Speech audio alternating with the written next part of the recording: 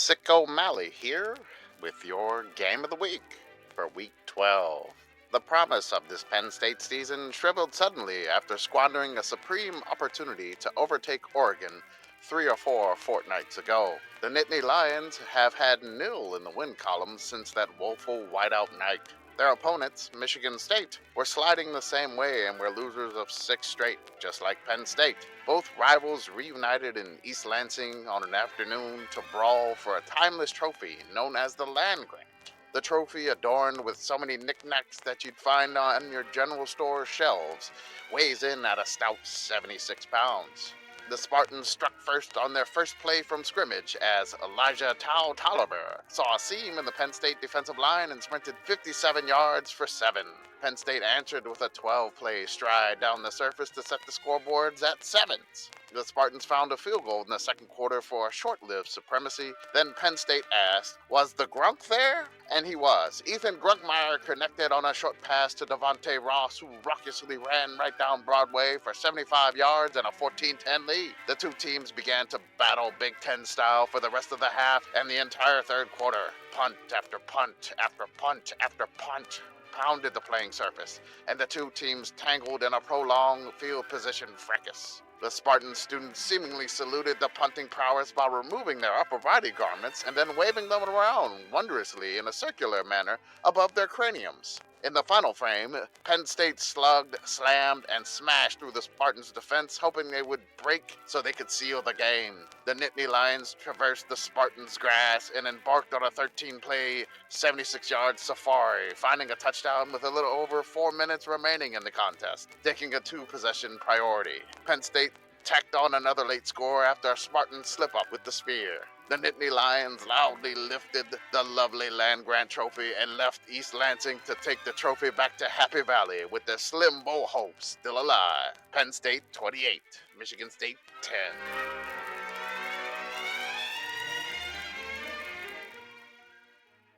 I mean, do you need your desktop background for us to podcast? No, I'm just confused as to why it all of a sudden would go black. I think it quit in protest. Too many tabs. Oh, yeah. It's probably that. That would make sense. Okay. Oh, I found it again. I guess it just disappeared temporarily. Yeah. When it comes to your desktop background, like you have it set in your computer settings, right? Like this isn't just a window that you have open under all your other windows. No, it's a real. Yeah, it's a real. Are you sure? Positive. It's actually a remote desktop to another computer. Yeah, I actually tunneling into another computer that I run all my software off of. Just so you can have even more tabs. Mm-hmm. It's really efficient. You'd be surprised how efficient Photoshop works across a VPN. I do like that Lord. There's what appears to be a screen behind you. So I feel like you could have like graphics up behind you while we're recording. Like it would not be helpful at all to our listeners who cannot see you, but you could have like just a graphic behind you. Mm-hmm. I would never think of that as like a screen. It's just my TV. But Commish- yes, it is a screen. Commish, I too am drinking ginger ale. Shout out to the ginger ale, sinus infections. A toast to the Saskatchewan Roughriders, baby. The Grey Cup champions. Yeah, Commish is drinking Canada Dry. I am drinking Polar, the pride of New England. I have nothing Canadian in front of me with which to celebrate. I am celebrating with Canada Dry. It is quite refreshing. Go Roughriders. My team. Listeners, if you don't know, right now it is 11. No, it's not. It is 11:16. It is 9:04 p.m. Central, and the Grey Cup has just finished. The Saskatchewan Roughriders defeated the Montreal Alouettes. The Alouettes were plumarade. That's why they call it Saskatchewan. That's right. That's how they pronounce it, baby. Ain't no Saskatcheloos. When did y'all learn that Jante Alouette was about plucking a bird? Right now. I learned that like relatively recently, well after I had to learn how to play it on my flute as part of learning to play the flute. I'm going to be honest. I don't know what you're talking about. Oh, it's a French folk song. Alouette. Yeah, and it sounds really chipper and you teach it to children, but it's actually about defeathering a bird. I You learn the body parts in French, but I, it's because I you're looking them. yeah, I learned about that like really early in my life. And here we just have head, shoulders, knees, and toes. Yeah, I learned about that one in New Orleans growing up, along with the nursery rhyme about my first name. So both of those kind of went hand in hand for me. It would make sense that a French nursery rhyme in New Orleans, you'd learn actually what it meant, as opposed to I don't think we just learned we learned the phonetics. We never learned actually what we were singing. Holy Trinity, first you make some gumbo. The classic New Orleans Mhm. song. I love it.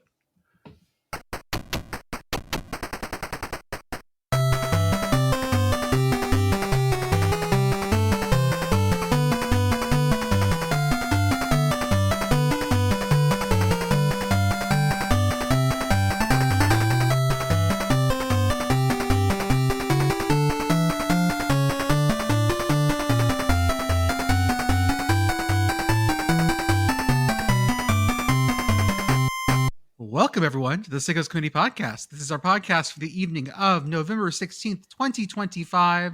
We have just finished week 12 of college football action. We are here to talk about it. As always, I am Jordan. With me tonight, I have Commish, Pitt Girl, special guest star, correspondent Andy, and producer Arthur on the ones and twos. Andy, how are you doing, sir? I am good. I braved a Sunday grocery store trip to both Trader Joe's and the Cost Company. Oh, you're so brave. I know. It was my parents. They came to town today and they wanted to go to both of those stores. They're so brave. Does your cost company have a suggested path you follow? And does anyone actually follow that path? Because This ain't no IKEA. In my idea, you're supposed to make the big loop. You go all the way back towards the meats, go around the meats, and then come back up the other side with the foods. You have a left-handed Costco? I have a left and a righty near me. I've got like 4. We have Logically, a left-handed that Costco too. makes sense in terms of how you would go through the store, but there's nothing like guiding you. There's no pads on the floor like at IKEA. See, at IKEA, this won't surprise you guys. I am not a rule follower at IKEA, so I cut through all the little things. No way. Because Well, I mean, you can. The path has instructions on the little things you cut through to cut through there. I have some unmarked paths, let's say. Going off-roading in IKEA. Some things the Jedi might refer to. No, I'm kidding. Like, are you going through walls? What are you doing? If I could, yes, I would. Now, I cut through a lot of the little, like, this is Flurblisher's apartment. It's approximately 900 square feet. So I cut through a lot of those. Okay, because I was going to say this is not going to be the final time this episode where we bring up the Kool-Aid Man. Oh yeah. It will not. It will not. I will promise you that. That's a little tease for all you listeners out there. We're going to talk about the Kool-Aid Man later. I mean, I'm drinking the Kool-Aid of Canada right now. Is that why you have me on here? Because the Roughriders have won the Grey Cup. Go Riders. Hey, girl, how are you? It's Sunday. I have a lot of things to talk about that I will talk about when we get to the touching grass portion of the podcast. But for now, I will say it's Sunday. Happy Sunday. Also, it fucking windy here in central Pennsylvania. Commish? I mean, I'm great. The Roughriders just won the Grey Cup. My Riders. Hooray! Right? Ain't nothing finer than being in Regina. I am so proud of your team coming through for you this year because I know other teams of yours have not done that thing. I think this is the first time I actually got to bevel one of my favorite teams. Yeah. I don't think I've ever had to bevel any one of my other teams. Like I've had like Arsenal finish second like 3 years in a row. I've had the Saints just awful. ULM can't make a bowl game. We'll talk about that later. We'll it's been kind of rough fandoms for Commish at this time. Well, but the Commish, committee's taken off. We're doing okay. As someone whose soccer team won some hardware in Europe, Yeah. I'd like to I'd like to talk to you what it's like to be a winner. Well, I mean, 'Cause, Arsenal's you know, women did win the Champions League, so I did get the bell with that. So oh that yeah, worked out. Yeah, that's that cool. counted. Yeah, That yeah, counts. but of course the Tottenham gents Okay. got to win the Europa. Was it Europa or was it Europa Conference? I can't remember anymore. I mean, This that's conference bad. looks. It was Was it was was Europa. it was Europa. Okay, it was It Europa. counts. It counts. It's fine. Europa Conference counts too. It would have counted, but it was Europa. You won. Okay, You won that's right. That's right. It's like the Cure Bowl, I guess. So we have my favorite segment. Sick Goes Committee touches grass. We had people out there touching grass this weekend. Mhm. Pitt Girl and Arthur, you were at the Pitt Notre Dame game. You were at the location of College Game Day. You were Pat McAfee adjacent. I mean, very adjacent in that our tailgate lot is. Oh wow, there are two Andys now. Wait, why do we have two? And like one's delayed. Oh, okay. Okay, there went the Second other one. Andy's Okay, gone. all right, all right. Okay. I reproduce by So- budding. Sir, there's a second Andy. Second Andy has hit the podcast. Yes, Arthur and I touched grass, and by touching grass, we mostly mean standing in a parking lot under an overpass, as God intended in Pittsburgh. We were pretty far, actually, from observing Pat McAfee directly. But we did, as we walked into the stadium, we did get to see the ACC Huddle folks a little bit briefly, and their street team asked us if we wanted to take a picture inside the big Dr. Pepper helmet, which we did. I was going to say, you Nice. said yes, right? Yes, we did. Good. Also got a Yes, picture with please. the game day bus. But touching grass was great. We'll talk about the game in a minute. I do want to take a moment to say that our tailgate is undefeated. Thank you to the folks who came by to the tailgate to say hi to us. Blue 7J is very, very far from the stadium, so you showed some commitment in hiking out to say hello to us before the game. We appreciate that. Also, we had pierogies. We had a lot of pierogies. I helped make the pierogies. And Arthur brought something to the tailgate too. So Arthur, that was you, right? What was me? The The Baja Blast pie. spot. That The Baja Blast Yeah, spot. yeah. That was that's me. totally like we were on the stream. We were just doing a stream before the games, just randomly on our Twitch, and I saw the pie. I was like, "That's Arthur." I'm willing to bet anything that was Arthur, and you have confirmed that. Yes. People will bring things to me where they're like, "Hey, I think you should be aware of this. I think you should try this. This seems like something you would try." And it's never good when someone tells me that they think that there's something I should be aware of and try. So I don't even think that the Baja Blast pie was the most horrifying thing at the tailgate. That's accurate. I would personally say that the most horrifying thing I saw at the tailgate was the Elf branded Buzzball that is apparently maple syrup flavored. Who brought that? Do we I know? don't who know, brought but that? there's one in my cooler now. Oh, good. Yeah. I A cool thing, right? So I bring like ice for everyone. I have a big cooler. So and the grocery store is right on my way when I'm leaving my house going to the parkway to get to the tailgate. So I just stop at the grocery store, fill my cooler up with ice, and then like everybody can put their drinks in there. Mhm. But like especially when there's a big tailgate like this, there's stuff that just gets like kind of left behind, and now I have it. So I now have a maple syrup flavored Elf the Will Ferrell movie branded Buzzball. Yep. I'm looking at it right now. It describes itself as a maple syrup sundae. I would like to say that I think that is actually somehow still not the worst thing at the tailgate. Go on. I think the actual worst thing at the tailgate is the off-brand electrolyte / pre-workout mix that friend of the show Off the Triborough Zest? brought. It's called Zest, and it is the worst thing I have ever tasted in my life. It's so bad. I don't even know how to articulate to you why it's so bad. It's awful. You have to try it. I kind of want to try it now. Like I hadn't before, not because I'm opposed to the concept, but because I'm usually already having a Red Bull vodka. Mhm. and one of those things of Zest has 200 milligrams of caffeine, and I'm like, okay, I could have this by itself. I don't need to have it on top of. I had a Red Bull vodka and an espresso martini. At that point, I'm saying like I can't Yeah. do that much caffeine on top of that. No. Pitt Girl, I want you to read what I just dropped in the podcast chat.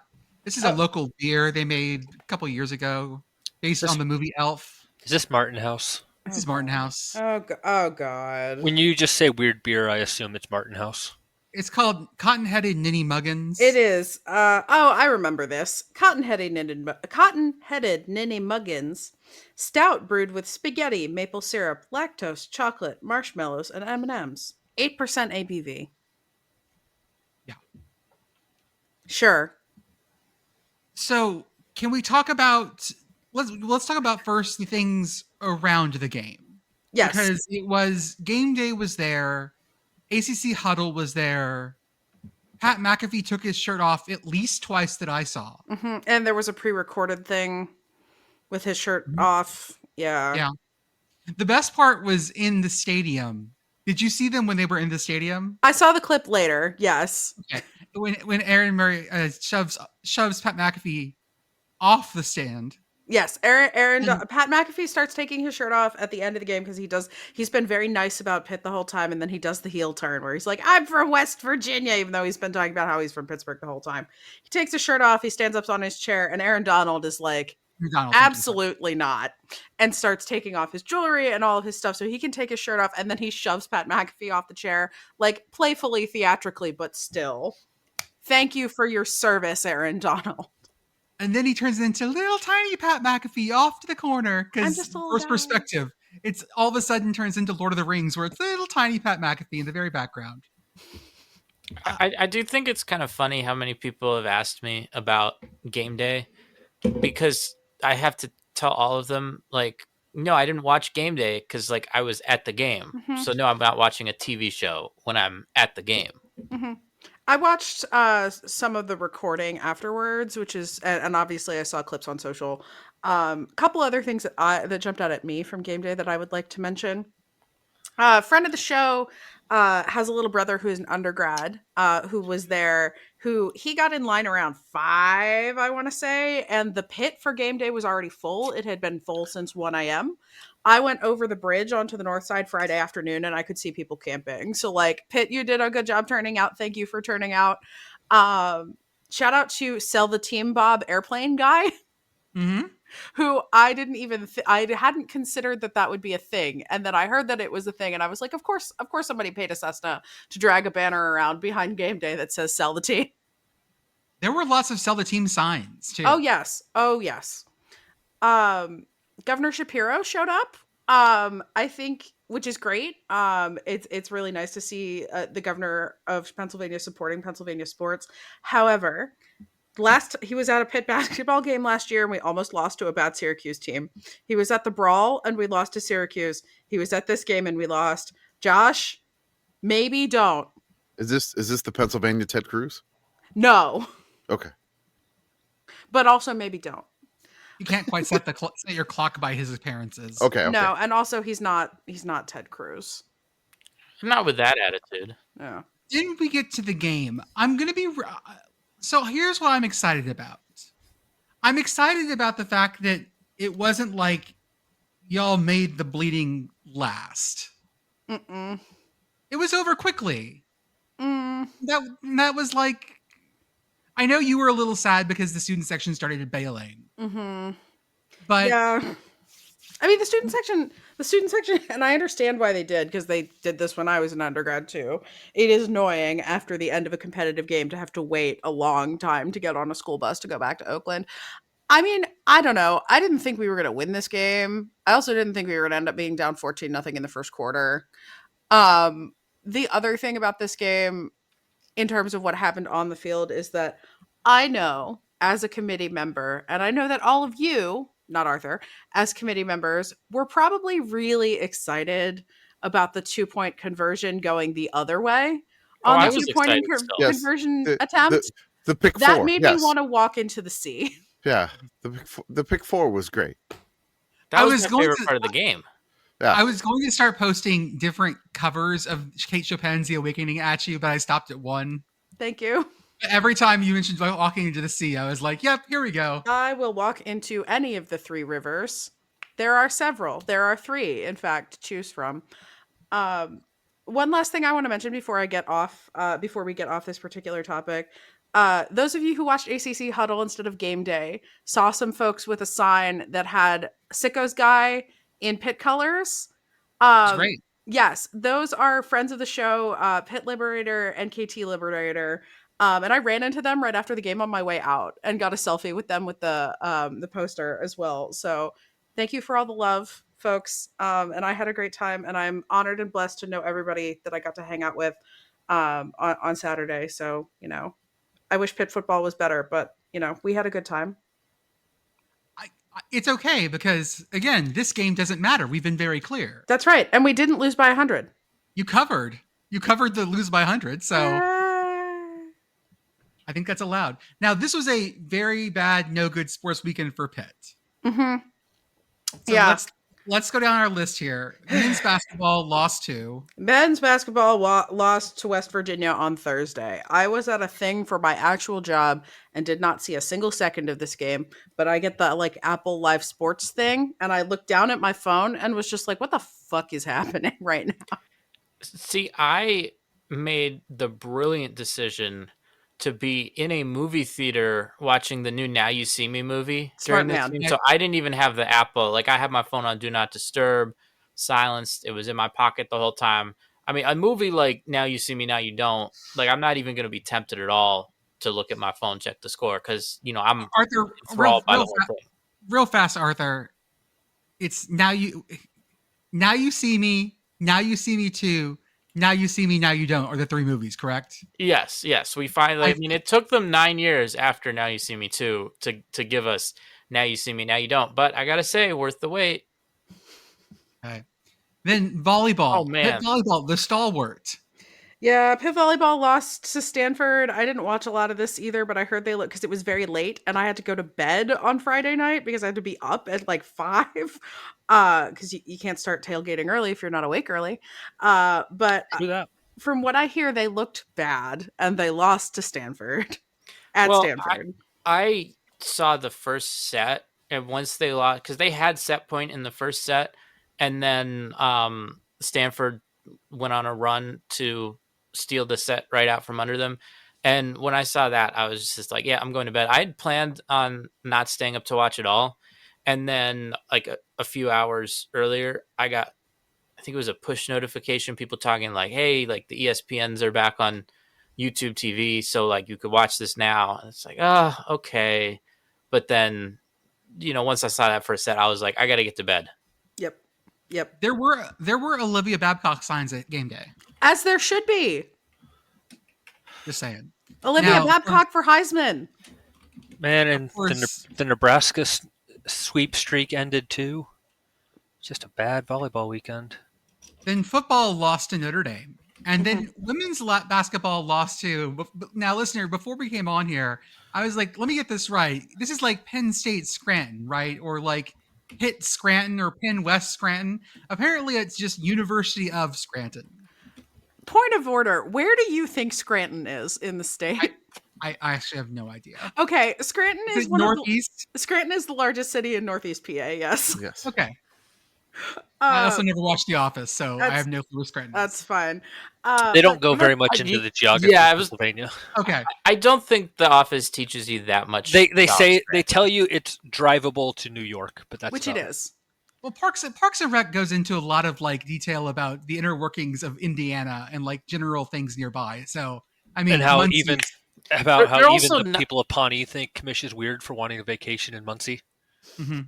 I mean, Parks and Rec also, that's not a real city in Indiana. That is true. Okay, so anyway, Pitt women's basketball lost to a D3 school, the University of Scranton, which is not a Penn State branch campus. Everything's fine. Everything's fine. Before we get into our D1 games, FBS, FCS games, let's talk about the Secretaries Cup at Fenway. This was Merchant Marine versus Coast Guard. This was an amazing fucking game at 11 in the morning. Was on my quad box, was on Commish's quad box. Oh yeah, Commish, did you it enjoy this never one? it never left the quad box. This game was No! insane. The scoring in this game was ridiculous and frequent. Also, nobody could kick. So it was like the weird score, and somebody missing an extra point that was going to bite them in the ass, which Yep. it nearly did. It nearly did. I didn't think this game was over until the clock was done, which nearly was the case, because Coast Guard almost got into range for a game-winning field goal, but they had to throw a Hail Mary, which wound up a little short, but they still got inside Merchant Marine territory in like 20 seconds, which this was wild. I love this game so much. It was at Fenway. They had people sitting on the Green Monster. It was a blast. We had somebody, yeah. one of our Instagram follows, I think it's like Fourth in Print. Fourth and Print, yeah. Yeah, Fourth in Print was at the game in the press box and sending us photos of this as it was going down. We got like live shots of Obji, a pretty solid crowd, honestly, in Fenway. So it was a wild game, back and forth. It was phenomenal football, like D3 football, and like these kids were just putting everything on the line. They were not holding back. So it was a phenomenal thing, and I think the winner got like a D3 bowl bid out of this too. Merchant Marine, yeah, Probably Merchant did. Marine. They got like an auto bid to Merchant Marine. Kings Point probably got out of whatever the conference they're in. It's not the NESCAC. It's the I don't know my D3 conferences well enough. Merchant Marine Bowl game, the Fusion Bowl. Oh! Against, the Fusion Bowl is against Curry. Oh, and, hey! Oh my God, the all-time leading rush. We know Curry. We know Curry. Oh God, yes. Fusion Bowl. Let's go. Set to take on Curry. Oh my God. This was an amazing game. I was very happy to have that on in the morning set. That, this is just one of those games that more people need to pay attention to, because it is a banger almost every year. Merchant Marine wins this one 39-38, and we move on. Oh my God. They gotta defend the all-time like single game leading rusher out of Curry. Uh-huh. Oh man. Good luck, Merchant Marine. Have fun. Which means Curry didn't even make the D3 playoffs. No. Curry missed. I think they let's see here. I will say D3 playoffs have expanded significantly this year, which makes it so much more confusing as to what their bracket actually looks like. Because only a couple of teams play in the very first round now. We're at one of those things where the first round is not every team. Yeah, it's fine. No one can know. None shall know. It does mean that there are like 4 Wisconsin teams from the WIAC in there, because that conference is a fucking madhouse. There's also lots of Pennsylvania representation. So we do like they that. They lost their championship game this weekend, so they're going to play in the bowl game. So they missed the chance to make the playoffs. Our friend Bill C, friend of the program, has been on here, of course. Boo! Likes to post. Sorry. Yeah. likes to post a lowest post-game win expectancy for games, which basically means, given the stats in that game, how likely was your team to have won that game? And the lowest this week was Oklahoma. Oklahoma only really had a 4.8 post-game expectancy chance to beat Alabama. Yeah. Clemson, Louisville, 13.4. UNLV, Utah State, 15.8. Sam Houston State beat Delaware, and we'll talk about that one because that's a big deal. The Alabama-Oklahoma one was funny because when Bill C posted this, he also posted that after losing to Oklahoma at home, Alabama jumped them in SP Plus. Yeah, because the SP Plus was like, wow, like Alabama played so much better than Oklahoma. Like they were clearly the better team. We're gonna bump them up ahead. I love posting. I have finally gotten myself a burner Reddit account. But I use it. I'm surprised that you didn't already have one. So I have a porn burner account, but This is a regular burner account. HR. And so she's not on here, doesn't count. Bridget. And so Commission's face right now. on the other burner account, I've just been using it to post. Like I've been posting comments in RCFB, not related to sickos, but I do like posting Bill C's top 766 because it makes everyone lose their mind. Because if you don't know SP Plus, it doesn't react like you would think it does to certain things. And so Penn State still being towards the top of S&P Plus has made people very angry. Because Penn State still hovers in the top 30 or so. Yeah, to be fair, I also find that annoying. I understand why it occurs, but the other ones that are interesting, LSU, 36% chance at the very end. Navy over USF, 36.8% chance. And then Commishstradamus. Well, we'll get to this. I know. I'm just going to say that Kansas State, Oklahoma State was much closer than any of us thought, and Commish was the only one that could have said that. Like I said, I had a funny feeling about it. I'll tell you what happened too, a little bit more detail. We'll get going. Okay, so we had some very intended product placement. Everyone was watching Texas, Georgia, or a lot of people were. I was on one of my screens. And all of a sudden, man, there are some fucking avocados out there. Yeah, there's just some. Can you explain this to me? Because I did not see a lot of football that was not Pitt on Saturday. No, so I opened up my phone, and there was just an explosion of everybody posting about avocados. Now, Pitt Girl, you know the person who was in charge of this ad campaign. I do? Friend of the program, Hassan. Oh! This was his baby. He popped into the Sickos chat to be like, "Oh, it's so weird because this is one of the accounts that I do." Huh. Good for him. And so, amazing. Listeners, there were 2/3 of what they call the Avo squad, not the Avasquado, as they should be called. They were just hanging on the sidelines at the Georgia-Texas game and having an absolute blast dressed as two halves of two different avocados because they both had pits. And they were in the background of like every shot. And so you would see angry Arch Manning coming off the field, holding his helmet, and then a very happy avocado next to him.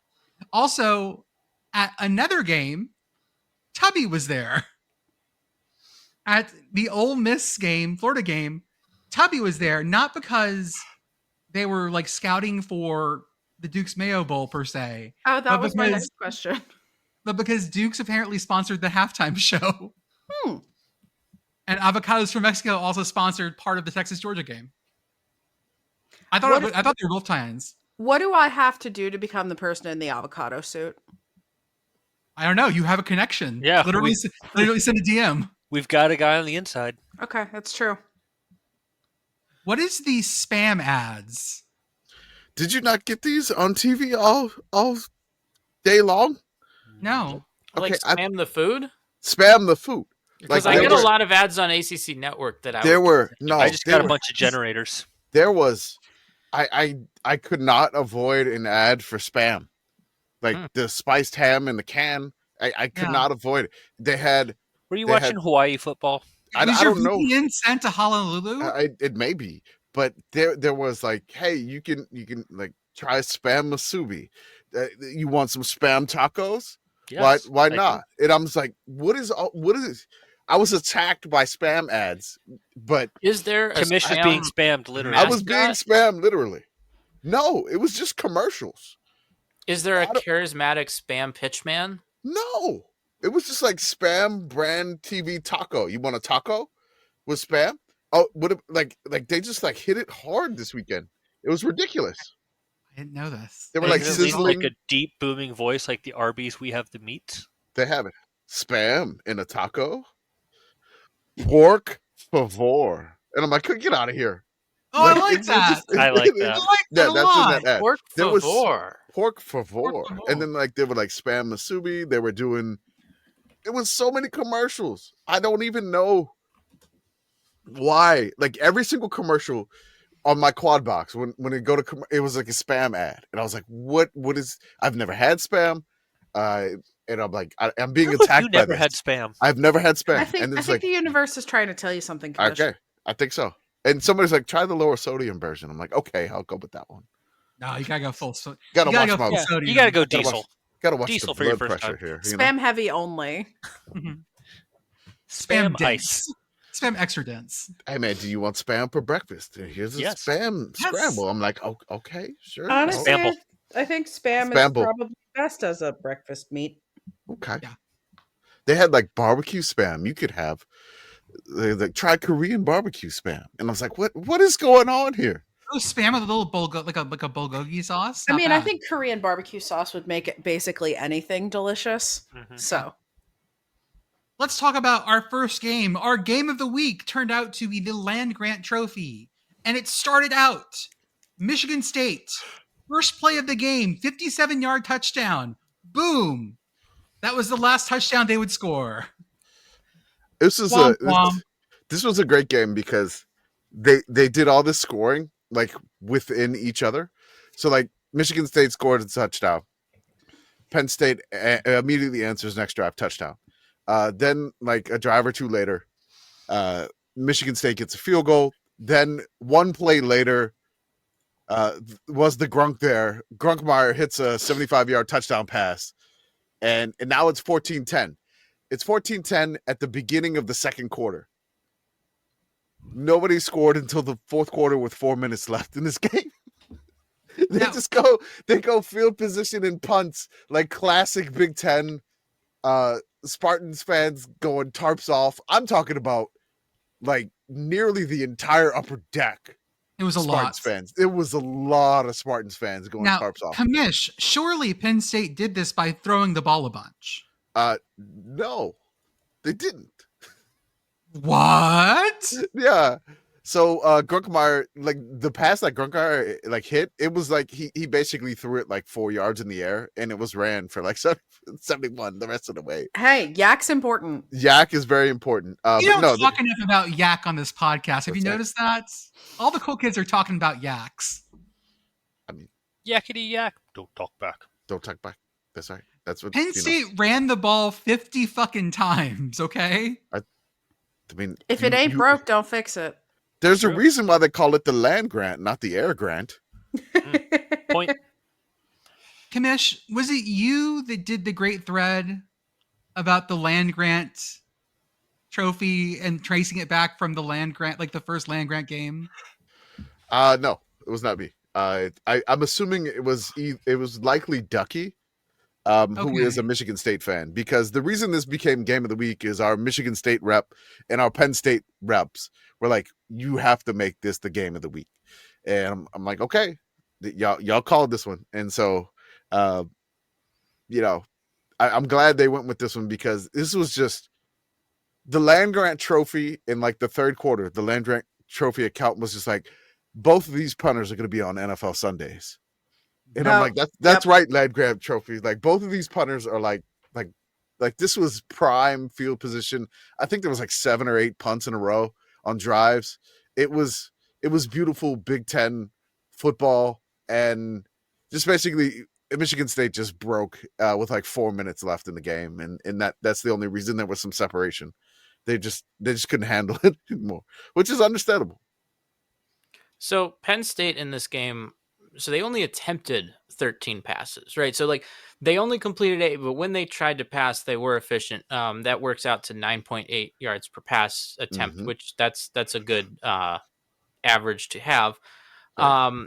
Michigan State attempted more than twice as many passes as Penn State did. They attempted 27 passes for a total of 128 yards. So more than twice as many pass attempts for one more passing yard than Penn State had. Beautiful. Penn State also, they only completed passes to 2 wide receivers and then their running back. Mm-hmm. You feel as though you've won the Super Bowl, was a quote about this game. I'm so sad that the dream of Penn State going 3-9 is dead. Yeah, it's okay. 4-8's still funny. It's It funny. is- It'll be very funny if Rutgers gets their first win against Penn State. But that's a story for a couple weeks from now. So Penn State still's got a shot to get to 6-6. They got to win 2 in a row here, and they end the year against Rutgers. So, they may wind up going to a bowl, which I mean is cool, but Duke's Mayo Bowl. No, it's SEC and ACC, but who knows? We'll get to that later. We'll get to that later. Tulsa 31, Oregon State 14. Tulsa really enjoys beating OSUs. That's about what they can do this year. They took out Oklahoma State. They beat Oregon State. They see orange and they attack. Like we must beat an orange team. That's it. This is a very specific bowl. Sorry. So this is a bowl that is like slightly colorblind, so he thinks orange is red. That's right. Or maybe they only beat teams that go by OSU. Yeah. They're gonna play Ohio State later? No, unfortunately. Oh Lord. 31-14 is sort of a fake score because it was 24-0 to start the fourth. Yep. Is that really fake? I mean, like a team that was up by 24 only won by 16. That's like, they scored one more touchdown. There's a difference in my mind between 31-14 and 24-0. One of those is we got some garbage time touchdowns versus we were shut out entirely. I mean, neither of them are close, though. It's still a 3-possession game. Well, if it's 16 points, it's a 2-possession game. It was 17, 31-14. Oh, 31-14, yeah. So it's 17 points. Sorry. Yeah, still a 3-possession game. Oregon State didn't cross the 50-yard line until the fourth quarter. Man. Like Shades of LSU. I was just thinking, this reminds me of LSU, Alabama, yes. Yeah, that's right. Tulsa. Same as 2011 Alabama. There you go. I want to shout out Tulsa tight end Brody Foley. 7 receptions, 95 yards as was career high. 1 receiving TD, 1 rushing TD. And Tulsa ran for 283 yards on Oregon State. Oregon State is on a bye, and then they face leg 2 of the Wazoo Challenge. And leg 2 is the official conference game? No, the last one was the official conference. Sorry, you're right. The last one was the fake one. This is the official conference one for not us. That's for everyone else. Right. All of the marbles. That's why I air quoted, which our listeners can see. La Tech 28. Wazoo 28, La Tech 3. Wazoo has held an opponent to 10 or fewer points for the 5th time this season. Ooh. Wazoo's defense, not bad, which is something that you wouldn't always say about Wazoo. That's not traditionally their strong side of the ball. So is Wazoo won all of those games? No, they haven't. But don't ask about that. It's fine. It's fine. Everything's fine. Hold on. Double check that. I don't think they have. Okay. No, they lost to Oregon State 10-7. There you go. Yeah. That was it. So 4-1. La Tech was really hurting here. 3.27 yards of play. Wazoo was running all over them. 157 rush yards and 3 rush TDs. And they had a Service Academy moment where they went 14 plays, 66 yards in the fourth quarter. How many people you think threw a pass for La Tech? I'm going to say 3 because you're bringing it up. Okay. 3 is the magic. 3 is usually the magic number for things like this. 5. I'm going to say 5. 5. Holy bejesus. That's 5. That's so many. Yes. So you had one counted as, so Evan Bullock was the starting quarterback, threw 10 passes. Trey, I mean, I don't even know if this is Trey Kukuk, I guess. Cool. That's a name. Threw 8 passes. John Hoyt Chance, 1 pass. Clay Thanaven, 1 pass. And then they have one marked here as team, 1 pass. Okay. Go team. Go team. Yeah. They were 9 for 21 for 60 yards and 1 interception. Wow. That's terrible. I want to be really proud, Commish. I saw that ULM was up on South Alabama, and I did not say a word. I was just quiet because I wasn't going to look at it directly. I learned my lesson. And then, of course, South Alabama won. So yeah, it was ULM's up 7-0 early. The scripted drive actually worked for ULM for the first time in a long time. Then they get like a scoop and score, and it's really early in the first quarter. It's 14-0. Then my dad decides to text me after the scoop and score. Yep, Come there on, it is. Commish Dad. He's like, ULM is up 14-0. I was like, there is a lot of game left here. And then South Alabama goes 26 unanswered. South Alabama wins 26-14. There's some stats for ULM in this game, which, this is basically putting a bow on the season for ULM. ULM's rushing yards, 72 rushing yards. ULM's passing yards, 82 passing yards. ULM's penalty yards, 101 penalty yards. That's not good. Well, No. there's I'm not a head three- coach, but that's not good. There's 3 phases to every game, Right? and one of them y'all were okay at, Which one? giving the other penalty? team yards. Yeah, it was a lot. So the Mobile dreams of a bowl game are completely done. I bid farewell to those hopes of ULM football. I don't know what it means for the coach, because that UAV is opening there, and then he's like the AD, and we got to cut money at ULM.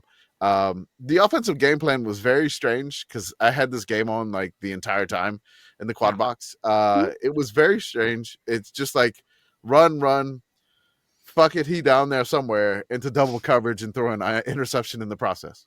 That seems fine. Yeah, That's a plan. it is a plan. It worked a lot better last year, but because we had somebody down there. But it just seemed like the quarterback made up his mind, I'm going to throw it no matter what the coverage was. But there was like blanketed coverage every time. Like, it wasn't like it's one-on-one. It's like, no, the safety is like right there. Like, you didn't fool the safety with this. Like, Who didn't grow up playing jackpot during recess, though? It's true. That's, I love that people call it jackpot, and that's Pitt what Girl gave me a look. I don't think I know what this is. So I didn't know what jackpot was either, but I grew up with the 3 flies in thing. I feel like I called this 500. Yeah, we also called it 500. Okay. So that was a different, like, growing up 3 flies in is just basically it was fun to try to do that with baseballs and baseball gloves, which is a little dangerous, but we did that with footballs, and we just called it the same thing too. Eastern Michigan 28, Ball State 9. Eastern Michigan's head coach, Chris Creighton, his 200th career coaching victory. That's right. Build the statue. Across all schools, he has now had win 200. He joins a very small group of people. Over the course of college football, there's only been about 102 or 3 people who have ever done this. And he joins the list at 200. I am dead serious when I say this. Eastern, build the statue. I'm going to say Eastern renamed the stadium, or the field at least. Like Creighton Field at Reinerson? That's it. I always pronounce it wrong. Rynearson, yeah. Rynearson. Whatever stadium. Because there is an argument to be had that Chris Creighton may be the best coach in history, but if he's not, it's Rynearson. Mm-hmm. Okay. This game, Eastern's defense was the story of the game. Held Ball State to 225 yards. Ooh. It was a complete game effort. They hounded Ball State's quarterback the whole time. Like, they were getting home with. Was living in hell. They were getting home with like 3-man rushes, 4-man rush. It was just like the Ball State quarterback had to scramble every single time he went back to pass. And if he couldn't get away from the and scramble and make a play, no. Complete effort by Eastern Michigan, which is crazy. You don't really see like the team that doesn't have bowl hopes alive, doesn't have like a chance of like winning the MAC. You don't see a team like that just come in there, play against a team that has, outside chance at a MAC championship, still has a hope for a bowl game, and at home too. You don't see a road team come in here and do that, but that was a complete effort by Eastern Michigan. They're ready for November. Like I said, the Macoon just takes a little while to get going, and they got 2 in a row now. Also, they're still perfect in the red zone, 32 for 32. Keep it going. That's of all the wildest fucking stats, that one still blows my mind. The Eastern Michigan is perfect for scoring in the red zone. They don't get. When you say perfect in the red zone, what does that mean? They've scored every time they got into the red zone, either a field goal or a touchdown. Right. So it's not 100% touchdowns, though. No, it's No, not no, 100% no. Field goal touchdown. counts. No. It's just you don't go for it on 4th down and miss. You don't miss a field goal. You get some points every time you go there. You don't Pretty throw a much. backbreaking. You don't throw a backbreaking interception into your own end zone. Yeah. Yeah. So it's still very impressive. I'm very proud of the Eastern guys this year. Mhm. And congratulations to Coach Creighton for his 200th career victory. That's wild. The wildest thing was the Eastern's account didn't celebrate it till today. Like Oh, I like posted. they have to like go back and count. Well, Wikipedia had it, so I posted it this morning. But I figured they probably did a little more research than my Wikipedia scan. Yeah, or maybe not. Who knows? LSU 23, Arkansas 22. Commish the boot to Baton Rouge. Les Bois. That's how you say the boot in French, right? Les Bois sont Baton Rouge. Yeah, LSU. I like how you have like it's almost like LSYU. I love this typo in the notes. It's Soldier Boy. LSU. LSU. Yes, Louisiana State Youth University. Youth University. Yes, for the youth. It's for the children. Yeah, It's for the children. Man, the Van Buren boys were in effect. I like the quarterback. Which LSU's offensive line is just not good this year, and Van Buren being more mobile than Nussmeier could make some things happen when there was nothing available. So he was able to do some, make some magic, make some, chicken salad out of bad protection. So it was Famous saying. Yes, that's right. Extremely normal metaphors, only brought to you exclusively by the Sickos Committee. Correct. The LSU got a phenomenal goal line stand, but I love Easy. Yeah, that was great. Arkansas converted like a 3rd and 19 and 4th and 6. Like just Arkansas is being like put on the edge of wins by Bobby Petrino. Like just you heard it here first. Bobby Petrino edging the Razorbacks. Hello, HR. Bridget. I knew it was coming, and yet. But Commish, how? Well, I mean, historically, how bad is this Arkansas team in terms of close losses? Arkansas is putting up 2021 Nebraska numbers at this point.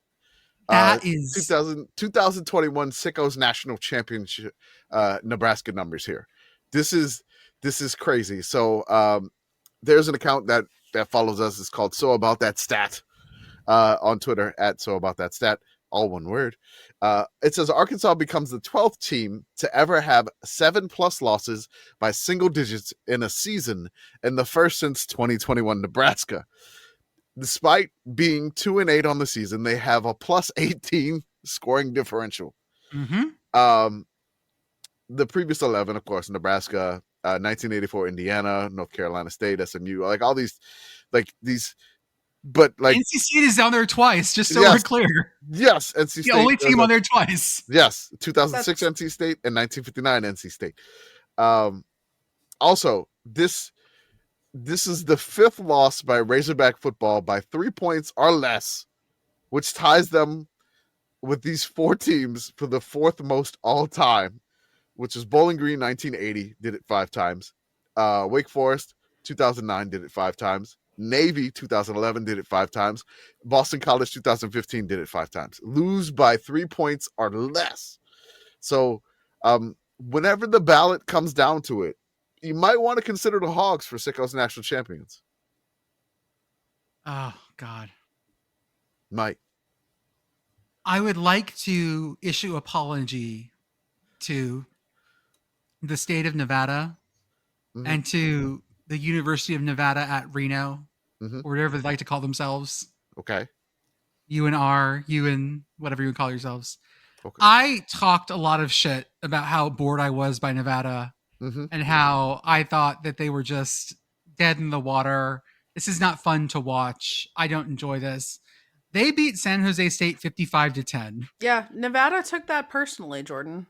They did. They're like, I'll show you. Bulletin board material. That's right. They, it's funny. I realized Nevada football follows us. Oh yeah. Yeah. I was like, huh. Like Hi, after Nevada. that occurred. Hi, Nevada. Yeah, it's the Wolf Pack with the space. Again, this is one of those you're like, what the fuck happened? Games 55-10. I know what happened here. There's a magic number here, and it is 5. Those are 5 turnovers. Oh no! And they scored 24 points off those turnovers. Yeah, but I mean, even outside of that, like Nevada won every aspect of this game that you would look at. Like if you look at yardage, turnovers, time, like everything, it was a complete domination in every facet of the game. Walker Eget at San Jose State went 11 for 23. Danny Scudero only had 29 yards. Just stop him. Done. I can't even believe it. But, geez. Incredible performance, Nevada. I was screaming about Kennesaw State, Jacksonville State, as well as you were, because this was on at the same time as Georgia, Texas. Luckily, that one got boring quickly. But the Kennesaw State Jacksonville State game was so good. Kennesaw State 26, Jacksonville State 35. Rest in peace to the dream of playoff Kennesaw State. It was a flash. It was a beautiful dream, but it's no longer there. I knew this was going to be a tough game on the road. Because I mean, playing in Jacksonville State is it's a pretty hostile environment. Like that crowd is really, really into the they love their Gamecocks. So they are it's a hostile environment in Conference USA. Kennesaw was not playing clean in the first half.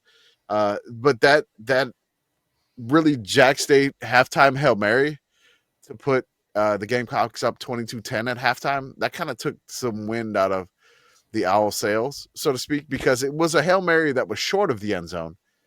But then it like deflected right to a receiver who was able to like run around everybody. It was a weird one. Yeah. I mean, Kennesaw State kept fighting though. They got within one possession. They needed to get a stop. They couldn't get a stop. Jack State got a field goal to basically put it out of reach.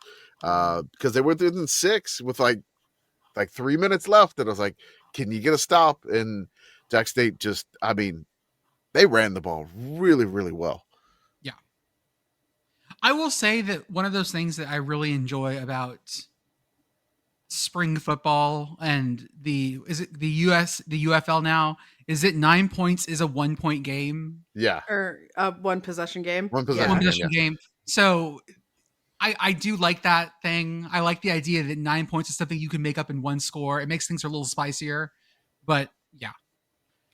Hey,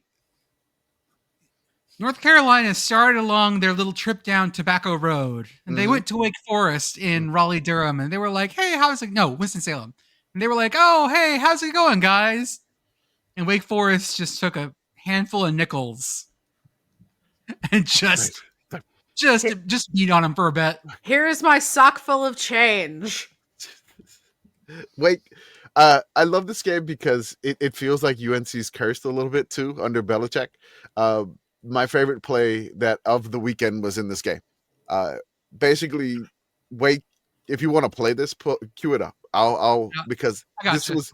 I don't know if Pitt Girl have seen this play yet. I have not. I have not seen it either. Okay, this is my favorite play of the weekend. I know Arthur's like, oh no, we're doing this.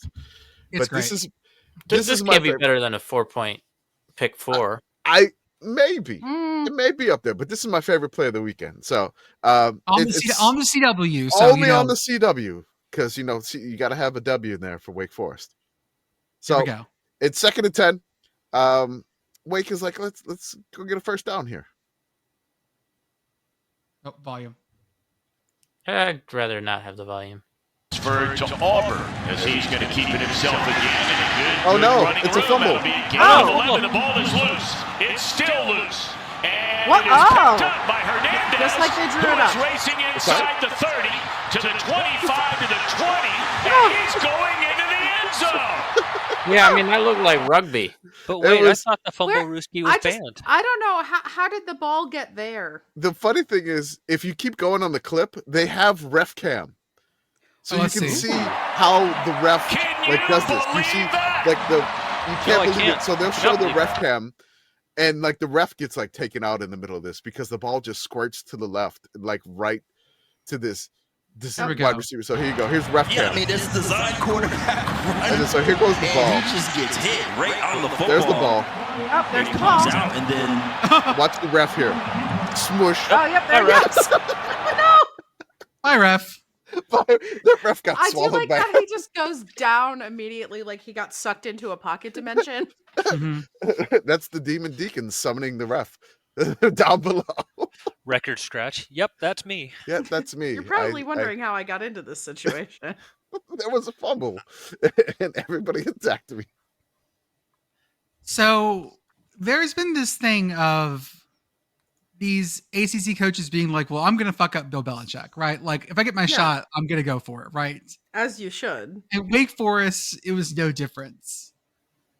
Because Jake Dickert decided to go for it on 4th and goal with 27 seconds left, up 21-12 when UNC had no timeouts left. Hell yeah.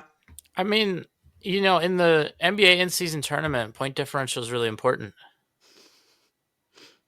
I think that we should make it in college football that point differential should count up to 28. Evidently, Marcus Freeman is kind of mad about the garbage time touchdown Pitt got at the end of the Notre Dame game, by the way. Really? Yeah, because like Pat Narduzzi took a timeout to get that. This is Like, kind you of know what what? happened here. Yeah. Die mad. I don't know, man. So it's 21-12. It's 21-12. And it's 3rd and goal on the UNC 3. Wake runs and they gain 1 yard. There's 27 seconds left. So North Carolina takes a timeout. So like North Carolina kind of started this and then was like, Wake, all right, fine. We're going to go for it. And they score a 2-yard touchdown right after that. Like, you don't want to let the clock run out and you're down by 9. You don't want to do that. And the funny thing is that like UNC got the ball back and they threw a 4-yard pass. That was it. And that ended the game. So a little bit of like Bill's like, we're gonna call a timeout because like I'm mad at you, and then like Wake was like, fuck it, we're going for it on 4th. Mhm. Let's do it. Then of course, Commishstradamus looked into his crystal ball. He read the tea leaves. He tossed the bone dice. He flipped over the tarot cards. Oh man. And he predicted that Oklahoma State would give Kansas State hell and maybe even win. Yeah. Didn't win, but Kansas Ooh. State fans die mad the weekend. They are Oh. like, they are so done, so angry. I just had a feeling because K-State, this is only like Kansas State's 2nd win in like Stillwater in like 26 years. Mhm. It's like a cursed place. They're like, I hate this place. Just pox on your whole lives, Stillwater in T-Boone Pickens Stadium. I had a good feeling at the beginning of the game when I saw Oklahoma State had the Kool-Aid Man costume in the stands. I was like, oh yeah, let's go. That was added to the bananas and the shirtless section. So that's great. Oklahoma State was up 3-0. Then they make it 6-0. Then K-State scores at 7-6. The Oklahoma State had 6 drives for the rest of the game. And in every single drive, they had an opportunity to take the lead or tie the game. In every single one of those 6 drives, they got inside Kansas State territory. So they're trailing 7-6. They get inside K-State territory, attempt to take the lead. They miss a 55-yard field goal. No good. Okay, reasonable. Okay. Trailing 7-6. They get inside K-State's territory at K-State's 44-yard line. It's kind of like a halftime Hail Mary attempt. They throw an interception. Okay, So I'm like, reasonable. okay, that's fine. Yeah, all right. Trailing 7-6, K-State drives all the way down to Oklahoma State drives all the way down to K-State's 9-yard line. Oh no, they fumble on 3rd down. Nope, can't do that. All right. Trailing 7-6. They're back. They get all the way to K-State's 23-yard line. They fumble on 3rd down. Nope, can't do that. Now they're trailing 14-6. They get all the way to Kansas State's 27-yard line. Throw an interception. Can't do that. They're still trailing 14-6. They got a shot to come down and tie. Oh my God, guys. They get all the way to K-State's 26-yard line with 37 seconds left. They throw an interception. Oh, they turn over down. Sorry, not an interception. that our friend Parker Stats of War has this quality drive statistic. Yeah. And you have a points per quality drive statistic. I want to see what Oklahoma State's points per quality drive looks like, because holy bejesus. I was like- somehow negative points per quality drive. I was glued to this. It's like, come on, Oklahoma State. You could do this. You could do it, Oklahoma State. You could do it. Like, do this one and do this for Commish. You can do it. It's just like, I'm watching this whole game and I'm like, oh God, Oklahoma State, why? And then K-State fans had to just be like, oh my God, why? Like, nobody was happy after this one. What a game. I loved it so much. Let's talk about the nice things that we want you guys to buy, including Home Field Apparel, the official exclusive apparel brand. I see a Kansas shirt, a Pitt hoodie, a Sycamore shirt. I see a Ramblin' Wreck hoodie. I'm wearing a Minnesota shirt. All comfy Home Field Apparel stuff. Hey guys, right now, think about your Christmas shopping. You have people out there that want great home field stuff. Use our offer code yes 3 ha's for 15% off your first order. And buy him something nice. Get him a nice hoodie. Get him one of those nice jackets. We would tell you guys to join the Mayo Maniacs section, but they're sold out for the Duke's Mayo Bowl. They expanded to an extra section and they sold out in 3.5 days. So if you miss the Mayo Maniacs, I mean, still come to the Mayo Bowl. It's a great time. Yeah, I would just say this. Yeah. Go ahead, Commish. Yeah, we're going to be there. We're going to be at the Mayo Bowl. So if you want to go to Charlotte, tickets probably go on sale when the Selection Sunday is on December 7th. We'll still be there. You can buy like normal tickets. You just won't be in that section. You can still go to the game. You can still meet up with us before the game. We're trying to get something squared away for maybe like a bar meet, possible tailgating. I'm trying to get that set up, but you can still go to the Duke's Mayo Bowl. Just got to wait a little bit for tickets. Those 2 exclusive sections, you Mayo Maniacs, you sold out so fast. Incredible. Yeah, we were supposed to be doing ad rates for this for like a while. A month. And it's sold out already. Yeah, we're just like, promote the Mayo Bowl now. I'm like, oh, okay, we'll do that. We would be doing that anyway. Yeah. I made a Les Miserables Tubby parody that I'm gonna have to wait to post till a month from now. Yeah, I mean, I had some ideas that were not very good, but like we would have used them. I mean, I was thinking like Mayo Maniacs, maybe like a Crazy Eddie style commercial for that. But at one point, someone asked me the only thing I had for the commercial so far was just that at some point someone asked me about how I know about that, and I say it was referenced in the movie The Accountant. But outside of that, I didn't have anything good. If you are in the area of Ypsilanti, Michigan, and why wouldn't you be? I mean, on Tuesday, November 25th, yes, all tickets to their game against Western Michigan, Eastern versus Western, are $5. Yeah, you got to find their link on their page. It's $5. Yes. And what do you get, Commish? There is going to be a limited edition Macoon scarf giveaway. Now, I can't tell you how many they have, but you got to get there early. And every ticket is $5. Also, you're probably going to get some, there may be some other merch. They do have some of our designs. I don't know exactly what they're doing with it. But there is a Macoon scarf giveaway. And there are at least 3 scarves. At least 3. At least 3. But yeah, this is a big deal. If you're in the area, it's $5 to go to a Tuesday game against, Western Michigan. It's the last game of the year. Tuesday? Yeah. What else are you doing in that area? Go. You're not listening to us. We're still recording. That's right. Yeah, you're only listening to us if you are us on Tuesday evening. So you should be there. You can listen to us later. Join our beehive where we write things.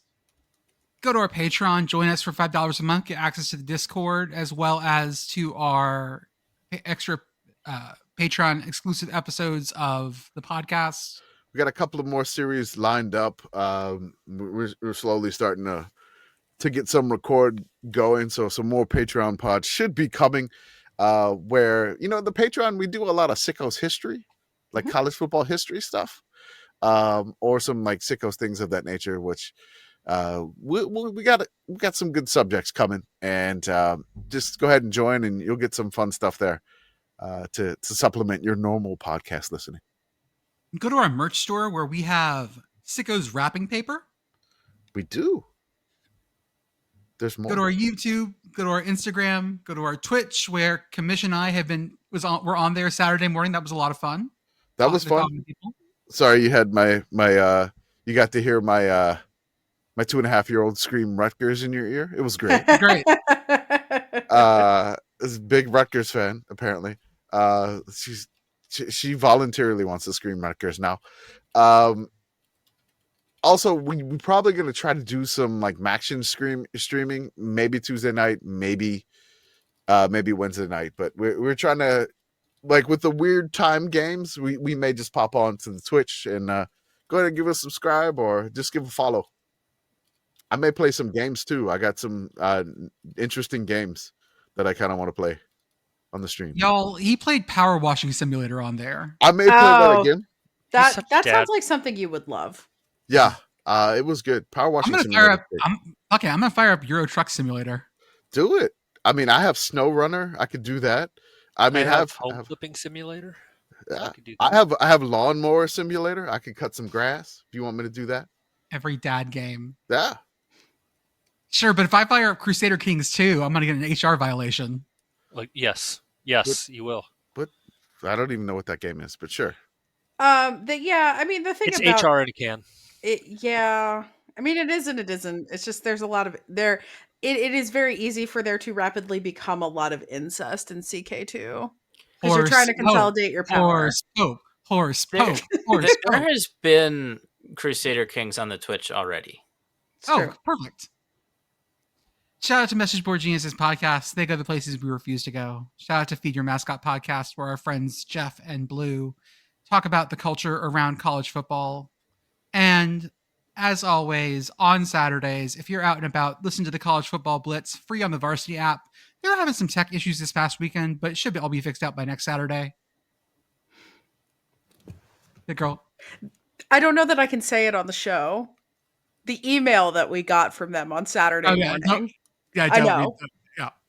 But I think they have most of that fixed now. So luckily, what I will say is this, listener: some of the technical issues are very, very funny. Yeah, there was some funny tech issues. Thank God I didn't have to deal with them, but they were very funny. Yes. Yeah, I'm so sorry to Learfield IT, but this is tremendous content. Air Force 26, UCONN 26. Commish, what do you always say?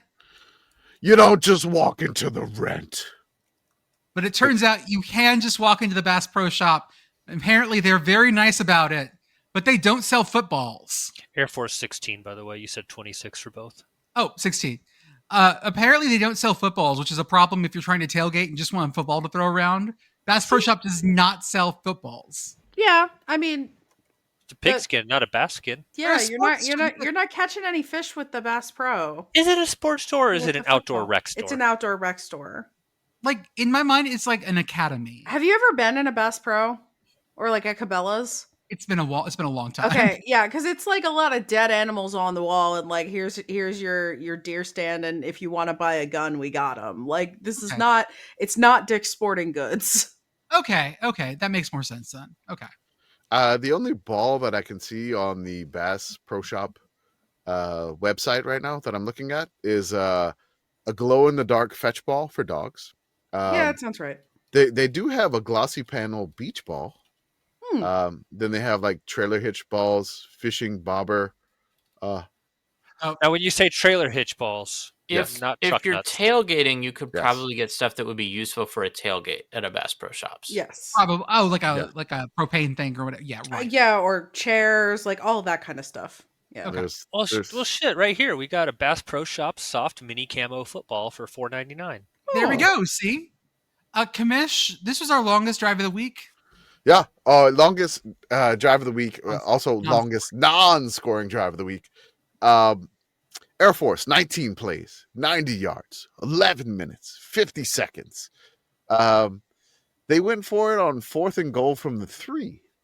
The Army 2 allegations will never stop. And they didn't get it. If they would have kicked the field goal, they would have had a 10-6 lead at that point. So it's I don't know, man. But they must realize you don't just walk into the rent, and that probably means you don't win in the rent with field goals. Do you know what you do get in the rent? You get UConn receiving vote. Hey! Yeah, rank UConn. Rank UConn. On Friday night, Clemson 20, Louisville 19. Who wants to win this game? No one. Didn't Louisville's kicker miss like 3 field goals in this game? You missed a lot. Yeah. Extra point and 2, I think. 2 field goals. And then they brought in, for the game winner, they brought in another kicker. Oh, boy. Like the long distance kicker. And the long distance kicker, was just all I know is boot it. I don't know where it's going. I do yeet. I'd kick far. It reminded me of the Mighty Ducks person with the slap shot. It's I hit the target 1 out of 4 or 5 times. That's but just all of his attempts that Louisville brought out, all of his attempts at the year were over 50 yards, and so they brought him in for a 40 some odd yarder. It's he just booted just way wide for the winner. I was just give the other kicker a chance again. Let him redeem himself. God bless him. Yeah.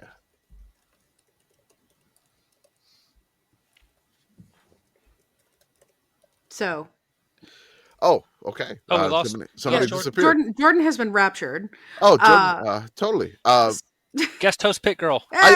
I do like this. Dabo had a great press conference. Now, Clemson's looking alive for a bowl game, and the only thing that I'm really excited about that Clemson wins, this could mean Dabo to the Mayo Bowl, because they're 5-5.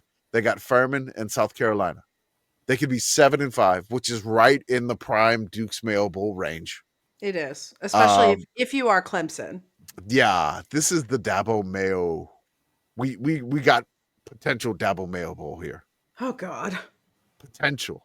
Which he would be so upset about that. I think I cannot picture him being covered in mayo. I don't think he would like it. I don't think he would like it at all. But I feel like Clemson doesn't win that game. I don't know who they're playing, but I feel like they lose. Yeah. Yeah, maybe. Be an SEC team, so yeah. Unless the bowl things are all crazy. So, Miami beat the crap out of NC State. That was fun. Yeah, just trace a chalk outline around NC State. That was great. Yeah. NC State had the conference leading rusher coming into the game. He's not the conference leading. Yeah, they said that before the Pitt NC State game too. Yeah, he's no longer the conference leading rusher. No. Arizona 30, Cincinnati 24. Arizona's the difference here is Arizona missed 2 field goals. Like I said, Arizona's feisty. I knew this would be a good game, and Arizona was able to hold on and win this one. 7-3 Arizona. Hey. I was gonna say that's the Jed Fish experience, but wait a second. No, that's not. It's not. It's not the Jed Fish experience. Brent Brennan. It's the Brent Brennan broil instead of the Jed Fish bowl. Sure. Brent Brennan barbecue. We got to keep workshopping that one. I think the Brent Brennan barbecue. I like broil Brennan Brent has more alliteration. Anyways. Okay. Fresno State 24, Wyoming 3. Commish, our stats in this game were. I had to stay up to the end to finish this one, so I passed the Fresno test. Yay! I did it. Yeah. Shout out to Jake Tarwater. Fresno State admission rates. Yeah. Commish, you could pass the Fresno test. Okay. What's the admission rate? 96.4. Oh, cool. I think I can get in there. Commish, I'm 99% sure. Okay. I'm 96.4% sure you could make it into there. Perfect. Thank you. I'm going to do the ULM stats for Wyoming here because they had a lot of fun. Wyoming Wyoming passing yards, 77. Wyoming rushing yards, 107. Wyoming penalty yards, 93. Oh no. So at least they outrushed the penalty yards. Yeah. It's close. They had boy. less rushing yards, but they tacked on some at the end when it was 24-3 and they still didn't score. Mitsu 26, Western Kentucky 42 in 100 miles of hate. This is the 7th straight time Western Kentucky has beaten Mitsu. It is now a thing. We now have generations of Blue Raiders who've not, at least 2 generations of Blue Raiders. Mitsu made this a little bit of a game, and I was like, I got a little worried for Western Kentucky, but then Western Kentucky like just shifted again and hit another gear, and they pulled away. Big Red did Big Red things. That's right. Mm-hmm. I'm imagining Big Red doing the "I woke up in a new Bugatti" thing. His mouth is just flapping. Yeah, that's right. One of the worst things you can do as a program, guys, is play on Thursday night when no one else is playing and get run off the field. That's one of those like bad things. Troy 0, Old Dominion 33. Oh boy. Now, Commish, it may just be a certain subsection of Troy fans that I'm hearing, but they're angry. Even with you them. say, like, Troy fans, like who are we talking about specifically? I'm talking about internet people. Oh, okay. Okay, I'm just wondering because I feel like when I see something like that, I'm like, man, like show your work, cite some fans here. Oh, I don't have them off the top of my head right now. Because like you can find someone calling for the coach's head like if you want to, for probably most teams after a loss. Yeah, I can say that. So like the one that we normally follow that does the Troy mention meme, like after our ULM mention meme, just not happy with the performance. But they had their quarterback was banged up. Then they had to bring in their backup quarterback, who was the starter from this year, basically coming off of a collarbone injury, like a broken collarbone. So he's back, Goose Crowder. Yes. And they just couldn't get anything done. And Troy, I will say this, Troy didn't take the sad field goal opportunities for a couple of times, and then they missed one when they did it. So they're 6-4. They got a bowl game, which is good. Like Troy is slowly building back up, but ODU was at home Thursday night, hyped. They had Matt Berry and everything. I mean, that's kind of huge for ODU. It was huge, and ODU turned out. We didn't cover this game because it was a Wednesday night game. We had our quintessential sad field goal, and that was the UMass field goal at Northern Illinois. Shot fireworks. They shot fireworks. They did the Chris Paul meme. They did the Chris Paul meme. Yeah, down 45, 6:13 left on the clock, 4th and 5 at your opponent's 26. Kick it. And they hit the fireworks, and then, the Chris Paul meme, like UMass hits a huge 3 to cut the lead down to 42. Yep. I mean, I loved it. The people in the press box were loving it. I think CFB Campus Tour was there, took a video of it. And, they had UMass fans in the stands. They had shirtless people there too, of course. Mm-hmm. So shout out to those folks in the Amherst Army there, the shirtless Amherst Army. Basically like nobody shuts out UMass. That's right. I mean, I don't know if that's true. Many have shut out UMass, but that's not the point. That's not the point. They shot the fireworks, and then people were like, fireworks do have an expiration date. And I was like, that's mean, but shoot it off. Fuck that. Hit the button. Who cares? Hit the button. Yeah, might as well.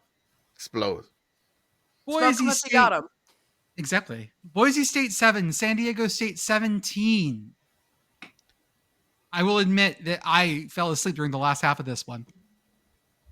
I'm going to say this, that, San Diego State won this game with 17 passing yards. Hey. 17 points and 17 passing yards. That's how you beat Boise State, apparently. That is efficient. Boise is not Boise this year. I like too the number of passes that San Diego State had to throw to get those 17 yards? Yeah. Because it wasn't like, oh, they just didn't want to throw. They averaged 1.7 yards per attempt, which I think was the worst of all the teams that I looked at when I was looking through stats. There were a number of very poor passing performances this week, but yeah, San Diego State really going above and beyond. The other stat thing that I liked, Mikey Welsh, a San Diego State receiver, he was their leading receiver with 22 receiving yards. Now you might say, but they only had 17 passing yards. That's because all of the other players that caught passes for San Diego State combined for negative receiving yardage. I love broken math. Oh God. I love breaking Okay. math. Arthur, thank you for finding that for us. That's It's, a beautiful I mean, tidbit. like, it's an offense where I guess a lot of what they're trying to do are things that are technically passes, but they're not traveling very far. They're like Yeah. screens, Mhm. trying West to West get Coast guys in teams. space. Yeah. Yeah. And so when the passing is not working, then yeah, we break I guess, math. yeah, you This can is break where math. Pitt Girl would say linear yardage is a mistake. I mean, Well, maybe it is. What's interesting though is like San Diego State ran the ball pretty well.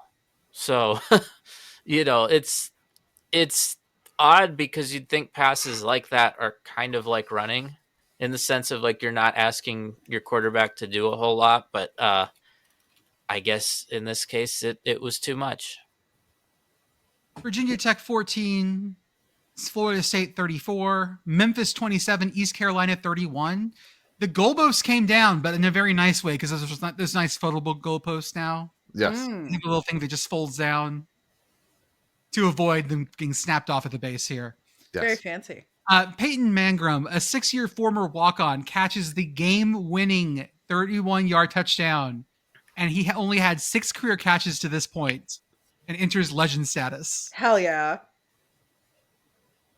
Memphis leads at the half. Third quarter had 3 lead changes. Fourth quarter had 2 more. Memphis controlled the ball for 35 minutes, and ECU still won the game. I told you, man, it's hard to win in Dowdy Ficken Stadium. I mean, Yeah. I kind of felt that ECU could get this one, which they're still alive for the American race. ECU's still alive now, which is Not just still alive, Playoff Yeah. tied ECU. with one loss. I mean, I they're- love they're the right up there. idea of bid thief ECU just out Yeah. here like for real doing pirate shit. real pirate pilfer in the playoff spot. Love it. The big hurdle for ECU though is they have to go to the Alamo Dome, which historically Next week, this not a coming week. place Yep, that Yeah, one does not simply walk into the Alamo Dome. true. Also, a hard place to win is Statesboro. Coastal Carolina 40, Georgia Southern 45. 653 yards of offense for Georgia Southern. 341 passing, 312 on the ground. We have efficient, balanced Georgia Southern. They were just running the damn ball, man. How do you run for that much and pass for that much? Coastal, where was this? Like, I mean, I wish this Coastal defense would have showed up against ULM, but they may not. Yeah. have ULM. Yeah. I also saw in this box score that 7 different players threw passes in this game. Yes. That's a lot. Fun belt, I baby. like it when you're just emptying at this point, you're just emptying the You're chambers. just like, let's just go. Whatever, just go out there. Fine, fuck it. Boom. Blam blam boom, blam blam blam blam blam blam blam. blam. And OJ Arnold had 320 yards from scrimmage. Yeah. So for Georgia Southern, he accounted for still, I guess, less than half of their yardage, but a good chunk. Just think about how many teams we've talked about so far that had less than 320 yards of offense themselves totally, right, in yeah. their whole game. Mhm. Yeah. It's amazing that Georgia Southern had 3 people pass, and 2 of the people only threw 1 pass, but they both were for touchdowns. Colorado State 17, New Mexico 20. First 5-0 start at home for New Mexico since 1962. They're calling New them the Mexico- 5-0 Bows. Are they? I like that. They are now. I am Yeah, now. I They are now. put that on the Instagram. Put it in the paper. That's right. Yeah. They're the 5-0 Bows. New Mexico lost 4 fumbles, but also Colorado State threw 3 interceptions. It was Interceptions an lost ugly game, but it was a win for the Lobos. It counts. Count it. Eight combined turnovers. They're They're Perfect. New Mexico's 4-2 in the Mountain West, which is tied for second in the Mountain West. That's also perfect. Yes. Delaware 23, Sam Houston 26. 2 in a Two row, in a Sam row. Houston. 2 in a Two in row. a row. 2 in a row. 2 in 2 a in a row. row. 2 in 2 a in a row. row. It's amazing. And Delaware missed a field goal, a 36-yarder that would have tied it with 21 seconds left. Delaware converted another onside kick to get that last opportunity. Yes. That they're Not- 3 for not the 3 on the year on onside kick attempts. And then they almost and then Yeah. Kirby Smart got inspired. yes. I learned from the Blue Hens. FAU 24, Tulane 35. Tulane played a normal game. They just won. I didn't know they were allowed to do that. Yeah, I mean, like they Tulane- did. They turned over FAU 4 times. Yeah, they could have probably won this by a little bit more, but like Tulane was still just like messing around. I love the Tulane jerseys with like the street tiles. I may have to get a jersey purchase of that. The jersey is really expensive, maybe just like a t-shirt. But I love them. The street tiles, the helmets are hand painted, which they're going for $2,000. I can't afford that. So the committee can't either. So what I loved about this game is that Tulane, like, they kind of put it away. It's like, hey, it's a 12-point game. Like, get the touchdown, whatever. But FAU, they run that super fast, like South Florida offense. Right. So like, they're just constantly over and over again. And Caden Veldkamp, which Yes. Detmer Darling, he threw 57 passes. He was 39 for 57, 375 yards passing, 2 touchdowns and 3 interceptions. Perfect. But that speed offense that they do is it's probably the thing that's keeping FAU in a lot of these games. So it wasn't necessarily an easy game, but not like I didn't feel like I was going to have a heart attack game. I'll say that. That's good. I mean, Yeah. your heart was- is important to us. It was just like, there was a little stress. My Apple Watch didn't go off and say, are you stressed? Okay. We'll say that. Okay, that's good. Good. That's Yes. really good. Yes.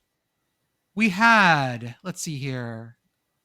I watched about the first 4 drives of TCU 13, BYU 44, realized what was going to happen, and then just chose not to continue with that game. You mean you fell asleep? No, I switched off of this one because I switched over to the Mountain West games. I then turned then this you fell- quad off. And then I you fell fell asleep asleep. Yes. at like 10:30. Yeah. Yeah. Good for BYU bouncing back after last week. Yeah. Virginia 34, Duke 17. Chandler Morris played and lit shit up. Yeah, I mean, Virginia, they thoroughly defeated Duke here. It wasn't close. They looked really good. Yeah, Like they were just not they were not fucking around. They're like, we're going to kick Duke's ass. And they did. the thing people were worried about, at least ACC people, about Duke making the ACC championship game, winning the ACC championship game, costing the ACC a playoff spot. That is averted for now, I think. For now. It is unlikely. We'll get to that later. We have Liberty 27, FIU 34. The SUNBLAZERS win in overtime. FIU, you know what, guys? Let's go Why- SUNBLAZERS the whole time. Why are we not SUNBLAZERS Yeah, all the why time? are you not still the SUNBLAZERS? Like the Panthers fine, but like you mean, could there's- be a thing that there aren't other schools that are. You got the Florida Panthers now, the 2-time Stanley Cup champions. We don't need you've lost the Panther recognition in the Miami area. Go back to the SUNBLAZERS. Go back to the weird raisin bran like looking sun with 2 scoops, but having teeth. Mhm. Are sons allowed to have teeth? Yeah, sons can have teeth. That's fine. But you know what Sons can I did figure out? That mascots aren't allowed to have pupils. I started taking pupils off mascots, and it was very disturbing. People were very unhappy with that. Go back to being the SUNBLAZERS. I love this because it fits. I mean, it kind of goes with the Miami Heat thing a little bit, but yeah, go to the SUNBLAZER. Like New rule: directional Floridas must return to their weird vintage mascots. Mhm. I want UCF to be the Citronauts again. I want USF to be the SUNBLAZERS. If UNF or West Florida have weird vintage mascots, those two. USF with the Golden Brahmins. Or Oh, with the yeah. with the Brahmins. FIU. Yeah. Yeah. I feel like FIU. Sorry. I guess international's not a direction. You understand what I mean, people. International is every direction. That's true. that's right. It is Omnidirectional. omnidirectional. I feel like they should do this, and then if they go back to the SUNBLAZERS, you mean to tell me like Pitbull can't make a song that's just called Sunblazing? Right. You say that like he hasn't already written that. I feel like it's not in already the been vault written. somewhere. Yeah. We need them and Washington to play so we can have SunBlazers and Sun Dodgers. Yes. Michigan 24, Northwestern 22. Michigan fans are immediately trying to gaslight the internet into believing this game never happened. I did say on the Tuesday show that I thought there was a chance that they were going to suck Michigan into hell. I did say that, right? They kind of You did. did. You did. Okay. They did. Michigan survived. They outgained Northwestern 496 yards to 245 yards, but they won it on a last-second field goal because they turned the ball over 5 times. They also had a turnover downs. What was the fun stat though, Arthur? I don't know. Those were the stats. no, it says teams with a -5 turnover margin in Big Ten games are 0-17 since 2000. Okay. Michigan was -5. They make it 1-17 now. So Michigan did it. Good job, Michigan. I would like to read I'd like to read my summary of South Carolina, Texas A&M. Oh, I'm sorry. I had a Pitbull lyric. Oh, go for it. You know, it keeps the roof raising. That's how I be sunblazing. It's not that hard to write Pitbull lyrics. That's right. Yeah. I would like to read my summary of South Carolina, Texas A&M, A Tale of Two Halves. It was the best of times. It was the worst of times. It was the age of wisdom, the age of foolishness, the epoch of belief, the epoch of incredulity, the season of light, the season of darkness, the spring of hope. It was the winter of despair. 30-3 was how this game went into fucking halftime. 30-3, South Carolina was up. Oh yeah, I spent a lot of the like media timeouts and stuff during the Pitt game on Blue Sky telling people to go watch this so they would stop looking at us. Yes, you did. Look over here. I literally it was like, here's a key emoji. Go look over there. Shiny. And then it stopped being shiny. I mean, Texas A&M, I think, is a better team than South Carolina. Yes. So, I don't think it was shocking that they came back. So Yeah, I don't know. 30-3 is a lot. 30-3 is the largest A&M comeback, I believe, ever. Yeah, but if I just let's pretend you didn't know what happened in this game, and I just said that Texas A&M outscored South Carolina by 27 or 28 points, I guess, because they won the game. If I just told you, oh, Texas A&M scored 28 more points than South Carolina in a half, that would be believable, right? Yeah. Yeah, but not when you combine it with the first. Like, the problem is those aren't two independent bits of information. 30-3 happened, and it looked like I'm going to copy from either Richard Johnson or Alex Kirshner here, where I don't think Texas A&M had ever seen how to play football before in that first half. Their quarterback was ass for the first half. This is the college football 28-3.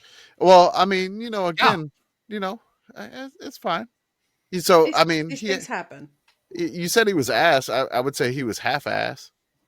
Yeah, well, he was. And then, the first half is ass. That's right. Yeah. I mean, he was half ass, and then the half world beater in the second half that could do no wrong. And then we had a cop pushing South Carolina players. Yeah, what the fuck was that? Maybe that's where the turnaround started. That's where the turnaround started. Aggies outscored South Carolina after the cop pushing incident, 28-3. Basically, some of the South Carolina players, after a score, had run into the little tunnel, and they came back out, and some cop shoulder checked them. It was a state trooper shoulder checked them, and then started getting the little what are you guys doing, huh? What? And immediately, Our friends over at TAMU Police were like, "Oh yeah, no, he's out of here. He's been relieved of his gone. duties." Yeah. Thank you, TAMU police scanner. You are doing the Lord's work. Also getting people who had Michelob Ultras. So How many Michelob Ultras do you have to drink to be rowdy enough to get ejected from a Texas A&M game? Well, they were sneaking them in. That was the problem. Okay. Yeah. Why are you smuggling in water? I don't. Gotta watch my carbs. I'm going. Same great taste and less filling. I mean, But you could bring water in if it was sealed. I'm Exactly. Keto. I'm keto. It's low carb. 2.3 carbs per I have bottle. to bring this in. I'm keto. Here's my doctor's note. This is my doctor's note. I can only have keto beer. Can only have keto beer. Y'all don't have that in here. South Florida 38, Navy 41. From Reddit CFB, a Navy wide receiver just recorded a reception. It's been 6 weeks since the last time that happened. I love you, Navy. I kind of felt like this was going to happen to South Florida because this is kind of this is the American thing now. This is turning into like the number 2 team in 2007 for the American. Like whoever is the top ranked team in the American, you're probably going down because it was Memphis. They lost to Tulane. Now it was South Florida. They lost to Navy. Now it's like, who's ranked next, the highest North in the Texas, American? baby. It's North Texas, baby. Who does North Texas play next week? I don't know. Who do they play? They Rice. play Rice. Ooh. Oh, that's fine. Yeah, they closed with Rice and 4,000 Temple. calorie whatever Rice thing. That's right. They close with Rice and Temple. Oh, good. The old Owl 1-2. Bam, That's right. bam. Woohoo. I mean, all I'm saying here, and I'm definitely not going to be jinxing North Texas here, but the pathway wide open for them to get to the conference championship. God damn it, Arthur. God And if damn it, not, Arthur. ECU's right there. Right? But, see, but ECU has to go to the Alamo Dome. I mean, no. We don't have Beth on here tonight, but West Virginia lost to Arizona State. On a No walk-off longer field bowl goal, right? eligible. Yep, no longer bowl eligible, West Virginia. Sorry, Puddles. Sorry, West Puddles. Virginia, they lose this game by 2. They had 2 times where they turned the ball over on downs inside the Arizona State 10-yard line, going for it on 4th down. Perfect. It's, obviously, like, maybe the game probably plays out differently if you take the points there, but, when you talk about taking the points and then you get to the end and it's like, oh, you only needed 2 more, that's got to sting. We now have 7-win Missouri State as they beat UTEP. UTSA gets their first conference road win since 2023 Yeah. at Charlotte. Yeah, it was not pretty either. It was 7-0 for like the longest. And then they finally broke through to make it like a 21-point game in the second half, which UTSA desperately needed this. So they got it done on the road finally. Well, the good news for UTSA is that they are at home the last 2 weeks. So They need one of the two. done with road games. Yep. Brent Key was the maddest winning coach this weekend. What do you mean? We won the game. That's what We won the game. Can you tell me what happened, Coach Key? Can you tell me what happened on that field? We won the game. I feel that. The most I feel exasperated. that so far into my core. Oh, it's so good. This game had 1,165 combined yards of offense. You Look, let man. Boston College have more than 500 yards of offense? 537 yards of offense for Boston College. That is In the Georgia most Tech's- that they have had this season against an FBS team. How? In Georgia Tech's last 2 games against Boston College and NC State, they have allowed 1,120 yards of offense. Oh no, you can't do that, guys. That's not how you win games. Dude, what You do. No, it's not.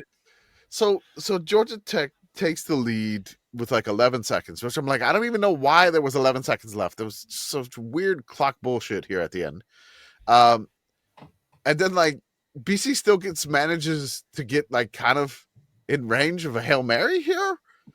in like 11 Steve Adazio is trying to jinx Georgia Tech so I badly just too. I mean, dude. And they were throwing throwbacks to the Doug Flutie Hail Mary. Yeah. They were wanting it to happen so badly. It was I just look, man. Georgia Tech had to pull like a huge scoring quarter out of their ass in the fourth I had quarter to to stop win this. watching and clean my kitchen. Yeah, they scored 19. It's what I have to do. They scored 19 in the fourth quarter to win this one. So it just, good Lord, man. Also, shout out to Turbo Richard though. He was running really fast. Yeah, Turbo Dick was doing great. Have fun this week, Pitt Girl. Yay! We're both gonna have so much fun this week. Yeah. Iowa 21, USC 26. It was when I saw it was raining in Southern California, I thought Iowa had this. Iowa had leads of 14-0 and 21-7, but then Iowa just refused to score in the second half. They tried to coast and it didn't work out. Texas State beats down Southern Miss. Yeah, I was not expecting that one to be there. This was kind of like a reversion to the mean for both teams because Texas State was like snake bitten for so many games in a row, losing by one, and then like Southern Miss was just like they could do no wrong. And so like these two, you put these two together, and it's just like, okay, 41-14, Texas State wins. What? Okay. It's like Texas State, like finally we should be playing like we thought we should play this week, and then like Southern Miss was like, oh yeah, we were like 2-10 last year, and we have a new coach. App State 10, JMU 58. James Madison, Arthur, I believe is correct. They are the first team to clinch a spot in their conference championship game. They have. They're in the. Good for They've them. won the East. Yes. Yes, I know they clinched. I'm just like, the Big Ten at some point this week might come out and announce that like Indiana's already in or something like they did last year. I hope so. The Tuesday Oregon news drop. Yes. Yeah. This one, James Madison, 324 rushing yards on 54 attempts. They were really committed to running the ball, and it worked. 9 different James Madison players were credited with a rushing attempt. You compare that to App State. They had 1 rushing yard on 15 attempts. Now, granted, some of those were sacks. That's how they got back down to 1. But still, that means that James Madison ran for 323 more rushing yards than App State did. Also, for the record, that is 2.4 inches per attempt. Nice. I will say this. Seriously? James Madison still did score more points in the second half than they did in the first half here. They scored 27 in the first and 31 in the second half. So the second half stat still lives for James Madison. Yeah. I mean, when you're running the ball, it's harder to let up on the gas. Pretty much. Because, usually you're like, okay, we're up by a lot. Let's just run the ball. If they can't stop that, then it's going to be a long day. Speaking of running the ball, Harding, D2, going to the playoffs, did not only attempted a single pass this past weekend and won by. It was incomplete, and they had like 569 yards rushing. Nice. Yep. Yeah. That's Maryland 6, Illinois 24. Maryland has lost 6 in a row. Purdue 13, Washington 49. Utah 55, Baylor 28. Baylor's AD is now out on personal leave, which means who's going to fire Dave Aranda? Also, nobody is the chair of the college football. Like nobody, the committee is. They got the Utah person. Oh, they have an interim guy. Okay. So they had it. It's like basically like we'll replace Baylor with Utah. That's basically what happened. Yeah. That's fine.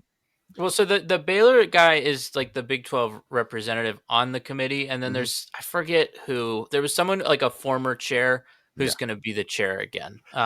Your check from Arkansas. Okay. Yes, I believe that's right. But Utah in this one had 55 points and 380 yards of rushing. So this is another situation of a team up by a lot, but there's not much you can do besides just keep running the ball. Can't stop running. For Baylor, Sawyer Robertson had 430 passing yards, but he also had 2 interceptions. He's a Detmer darling too. He's in the top 3.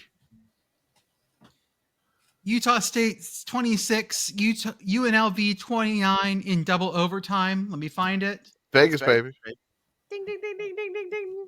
As soon as it hit OT, I was like, I immediately thought of that sound. Ding, ding, Vegas. ding, ding, ding. Utah State needs one more for bowl eligibility. They Mississippi. could have won it. They missed the field goal to win in the one OT. Mississippi State loses to Missouri. Ahmed Hardy, 300 yards, rushing 3 touchdowns. That's right. He rides horses too. North Texas beats UAB. North Texas running back Caleb Hawkins, who's a dude, 210 yards from scrimmage, 5 touchdowns.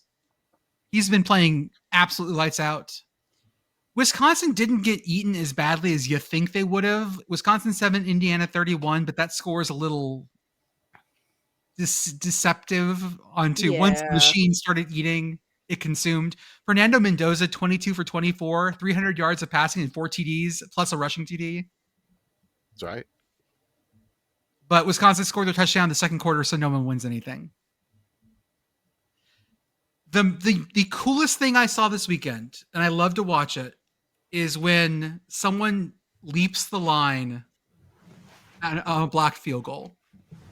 And That was really cool to watch. Oklahoma's 44 did this. And to be clear, when you say this is jumping the line, but in such a way that you do not get a leaping penalty. Correct. You have to be within 1 yard of script, the 1 yard of the line of scrimmage. You have to be stationary when the ball snaps, and you can't push down on the guys in front of you.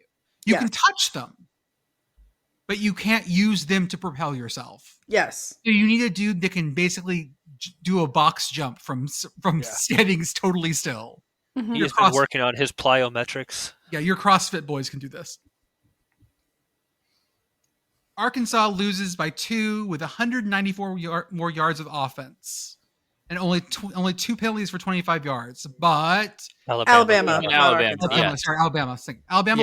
Alabama, Arkansas. Yeah. So we mentioned this earlier that this game was weird in that Oklahoma kind of got outplayed, but just circumstances, bunch of stuff happening made them end the game with more points than Alabama. But I want to talk about what this means for the Duke's Mayo Bowl, since we're personally invested in what team goes to that. So Oklahoma winning, and we're going to have to talk about the playoff here because it does actually matter for us. So Oklahoma winning here, they get the win at Alabama. That's a good win. They only have 2 losses. Their schedule the rest of the way is pretty manageable. If they can handle that, this probably puts them in the playoff. Now, where this matters for the Duke's Mayo Bowl is simply how many SEC teams are in the playoff. It looks like it's going to be a pretty SEC-heavy year just because there aren't a lot of other conferences producing a lot of compelling teams. Whereas in the 5, SEC, maybe 6. Yeah, in the SEC, they're all beating each other, but they're playing each other, so it's like, wow, great wins, right? Okay. Well, numbers, except for Texas A&M, who has somehow not played anybody in conference. Like Texas A&M's big win is Notre Dame out of conference, but like in conference, I couldn't tell you who their best win is. Like it's, I don't know, maybe Missouri.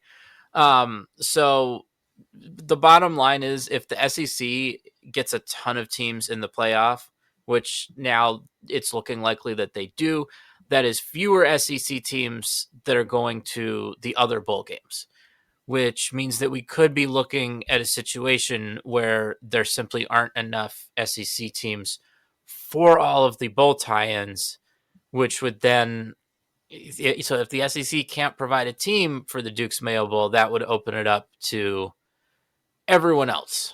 So right now, you know, the SEC has a lot of teams actually that probably won't be bowl eligible.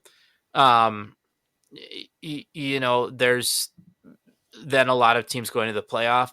So you might only have like 5 or 6 teams trying to fill those spots of the like non-playoff bowls for the SEC. Right.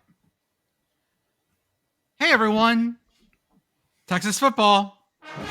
I'm not gonna. I literally only put a note in here because I want to talk about the onside kick. Go for it. Because this is one of the only things that I saw, but I saw a clip of this shortly after it happened. Georgia did their first onside kick ever under Kirby Smart, and it was a work of art. Mhm. Like, hits the ball bounces basically straightforward and so neatly that it like jumps off of its end directly into the hands of the guy who catches it. Like, beautiful, beautiful onside kick. Well done, Georgia. That's all I have to say about that. I saw so many people on my timeline asking why he just fell down and didn't keep running. You can't advance it. Yeah, people You can't advance it. people don't You can't understand do that. You can't advance it. So just fall down. So you don't fumble it. Yep. In our Big Sky Bangers, in the big game of the night, Montana State beats UC Davis 38-17. These are both top 10 ranked teams in FCS. I didn't see the call if Idaho Sac State Live. I did see their coach retweeting every alternate angle like it was the Zapruder film, showing his foot was out. Yeah. I was still awake for that. So I was not. yeah, you fell asleep. Thank you, Mountain West. So this one here, it's basically Sac State's trying. Like Idaho has a 20-16 lead. It's at like the 25-yard line. There's like 11 seconds left or some odd seconds left in the game. They throw it up to the corner to the 2-yard line. It's clearly incomplete, but for some odd reason, they ruled it complete, but not really right away. Like all 3 refs are there. And then they go to the monitors, which the monitors basically looking at this, you can't really see straight down the sideline, but you can clearly see that the receiver's left foot hits down out of bounds first, but like his back, his upper torso, like kind of lands in bounds, but like his hip lands out of bounds too at the same time. So they ruled it, complete on the field for some odd reason. And then they maintain it, and then it's basically 11 seconds on the 8 seconds on the 2-yard line. Sac State takes it in to win with like 9 seconds left, and they win that game. And that may help Sac State get into the playoffs, but the coach was furious. Idaho not happy about it. Just not a. But it's tough to tell like what he got inbounds more than what he was out of bounds. But the camera angles were just not good at that stadium at all. Mm.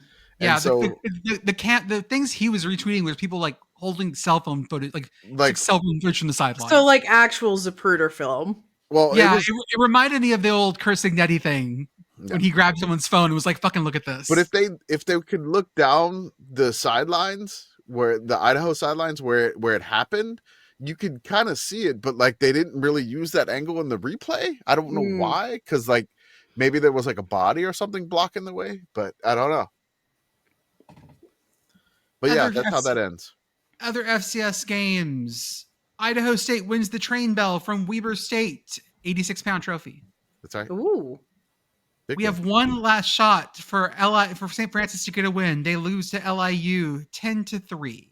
That's right. Womp womp. So it's their last season in D1. They're still trying to get a win. They lose 10-3 to LIU. Their final game is against Stonehill, who's 3-8. They may have a chance, but this is I think. Is it their last home game? That was their last home game. They're at Stonehill next week. Yeah, so hopefully they can get a win there, but it'll be tough. Penn and Harvard was a crazy-ass game. Yeah. It's close the whole time. Penn took the lead with like 30 seconds left, but then Harvard hit a 52-yard game winner. Ooh. This sets up next week's the game. The winner of that will get the Ivy League auto bid. Yeah. I want to give a shout out to. Is Commish stuck for everybody else or just me? No, I just I was like, that was the note from the previous podcast, but okay. I was asking Dayton to take out Drake to repay the blue hose, but Drake won. Oh, okay. I thought you had put that in there as like it had happened. No, it was the the same tense was thing. unclear to me, and I was trying to put a note in there so you wouldn't say. No, it's 14-6. I know they didn't win. They lost 14-6. Marist and Davidson, I had this game on the quad box the whole time, but they kept giving glamour shots of the bouncy castle. Yeah. Yeah. That was great. They were The giving me bounce home. That's right. We got to figure. I'm looking at a custom quote, Marist. Get in touch with me. We got to see if we can use your logo and whatnot. I want like an official Marist branded bouncy castle. I need that. At some point, it becomes cheaper to just have your own than it is to rent. I'm just saying. True. I mean, I'm sure they own that, but I have to email them I'm going to email them. Hey, do you guys own the bouncy castle or do you rent? Can the Sickos Committee do a fundraiser for the Marist bouncy castle? Can we sponsor the bounce home? Can we sponsor the bounce? Can we do that, Marist? I want to do that. Stephen F. Austin beats Lamar 26-15. That means Stephen F. Austin gets the AQ from the Southland and a share of the conference title. Yep. And will win outright with a win next week. UTRGV wins their first conference away game in school history against McNeese. We had Raging Cajun Killer there. Yes. Yay!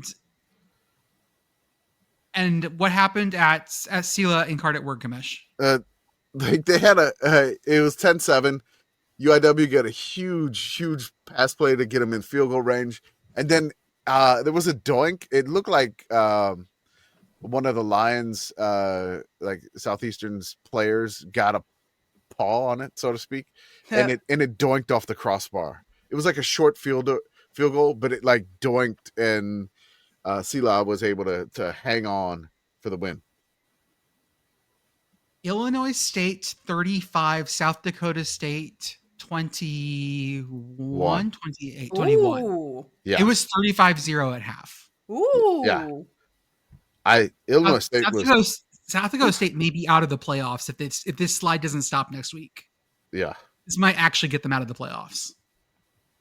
Lafayette wins. Lehigh wins. That means the game. We got a big one. Big one next week in the Patriot. I think, they're both undefeated in conference. So basically, Lehigh's undefeated overall. Winner gets the AQ. I believe Lafayette could still get in with a loss, but I don't know if they want to take that chance. No. Rhode Island beats Maine 35-14, and Monmouth with a backup QB drops 63 on North Carolina A&T. It was his name is Weaver, so Frankie Weaver. So you got like Derek Robertson. Weaver. That's right, Frankie Dreamweaver. They were running all over A&T, but A&T's not good. But it doesn't matter for A&T because they have the #1 ranked band in the land. That's right. That's right. And in a little bit of D2 news, Lock Haven is go ahead. Yeah, I would say I want to read this. PSAC news, important PSAC news, breaking news. Lock Haven has clinched its first winning season since 1981, which is a huge deal. Lock Haven out west to Williamsport, for those of you who know Central PA. They beat Gannon today to get 6 wins, so they are 6-5, and that is their first. So they have the Triforce? Yes. And that is their first winning season since 1981, which is crazy. Congratulations also to Kutztown for 3-peating in the PSAC, and pour one out for 0-11 Millersville. You'll get them next year, Marauders. And Arthur, do you want to do conference outlooks at the very end? Yeah, we're going to run through these really quickly because with all of these new divisionless conferences, people are having trouble keeping track. So I just want to real quick say where people stand. So first, the American. You've got Navy, Tulane, North Texas, and East Carolina. They all have 1 loss. However, Tulane and North Texas have a little bit of an easier schedule towards the end. USF has 2 losses. They're not out of it mathematically, but they would need some help. In the ACC, you've got Georgia Tech, Virginia, Pitt, and SMU. They all have 1 loss. Pitt and Georgia Tech do play each other this coming week. So that will at least work itself out. But then you could still have some tiebreakers there. And Miami and Duke are still hanging in there with 2 losses. So they could come into play if teams lose multiple games down the stretch. In the Big 12, Texas Tech and BYU have 1 loss. However, Houston, Utah, Arizona State, and Cincinnati have 2 losses, so they're still in it. And especially just for getting into the Big 12 championship game, they all have pretty decent shots because BYU still has to go to Cincinnati. So there could be some opportunities there. In the Big Ten, Indiana and Ohio State have 0 losses. This is probably the conference championship game that feels like it's the most set in stone. Mhm. But, Indiana and Ohio State still have to win their games. So you do have USC, Oregon, and Michigan. Only 1 loss sitting right there. Michigan has won the last 4 years against Ohio State. So don't write that in just yet. In Conference USA, Jacksonville State has 0 losses in conference. And then you have 3 teams, Western Kentucky, Kennesaw State, and Missouri State, all with 1 loss. And Missouri State and Kennesaw State still play, and Jacksonville State and Western Kentucky still play. So those 4 teams are all still completely in it. In the MAC, Western Michigan has 1 loss, and then Central Michigan, Ohio, Toledo, Buffalo, and Miami of Ohio all have 2 losses. So some combination of those teams will be in the MAC championship game. Love you, In the Matt. Mountain West, San Diego State has 1 loss. And then with 2 losses, again, one of these teams at least is going to be in the championship, the conference championship.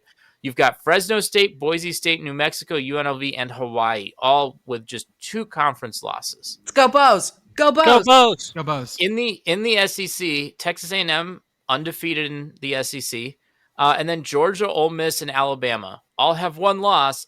Texas A&M has played none of those 1-loss teams somehow. So the tiebreakers could get interesting there, especially between because Alabama beat Georgia, who beat Ole Miss, I believe. So I'm not sure how that works out, but still a little bit up in the air there.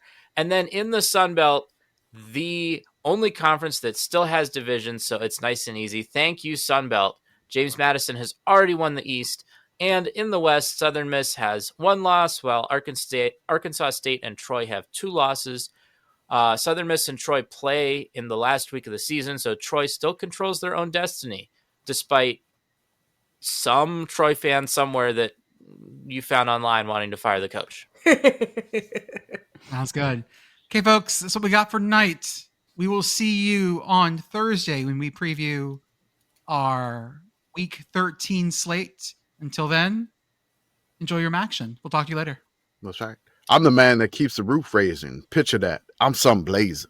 Shopify's point of sale system helps you sell at every stage of your business. Need a fast and secure way to take payments in person?